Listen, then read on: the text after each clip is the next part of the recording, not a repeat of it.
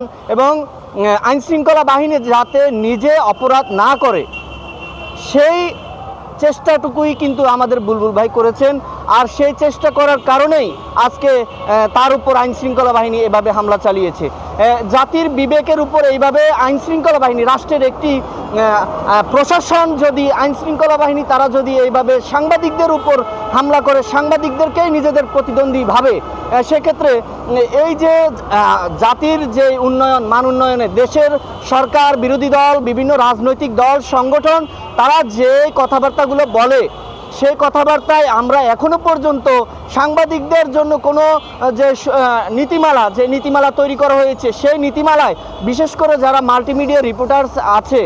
তাদের প্রতি যে সহনশীলতা তৈরি করা উচিত ছিল সেটি এখনো কিন্তু আমরা দেখতে পাইনি। কারণ এই সরকার শুধু নয়, সকল সরকারই শুধু নিজেদের স্বার্থটুকুই দেখার চেষ্টা করে। আমরা এই সরকার 5 মাস এসেছে তাদের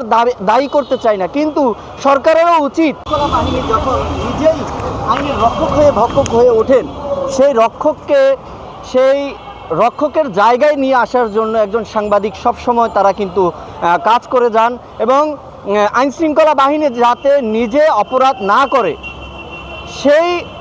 চেষ্টাটুকুই কিন্তু আমাদের বুলবুল ভাই করেছেন। আর সেই চেষ্টা করার কারণেই আজকে তার উপর আইনশৃঙ্খলা বাহিনী এভাবে হামলা চালিয়েছে। জাতির বিবেকের উপর এইভাবে আইনশৃঙ্খলা বাহিনী, রাষ্ট্রের একটি প্রশাসন যদি আইনশৃঙ্খলা বাহিনী তারা যদি এইভাবে সাংবাদিকদের উপর হামলা করে, সাংবাদিকদেরকেই নিজেদের প্রতিদ্বন্দ্বী ভাবে, সেক্ষেত্রে এই যে জাতির যে উন্নয়ন, মান উন্নয়নে দেশের সরকার, বিরোধী দল, বিভিন্ন রাজনৈতিক দল, সংগঠন তারা যে কথাবার্তাগুলো বলে সেই কথাবার্তায় আমরা এখনো পর্যন্ত সাংবাদিকদের জন্য কোনো যে নীতিমালা তৈরি করা হয়েছে সেই নীতিমালায় বিশেষ করে যারা মাল্টিমিডিয়া রিপোর্টার্স আছে তাদের প্রতি যে সহনশীলতা তৈরি করা উচিত ছিল সেটি এখনো কিন্তু আমরা দেখতে পাইনি।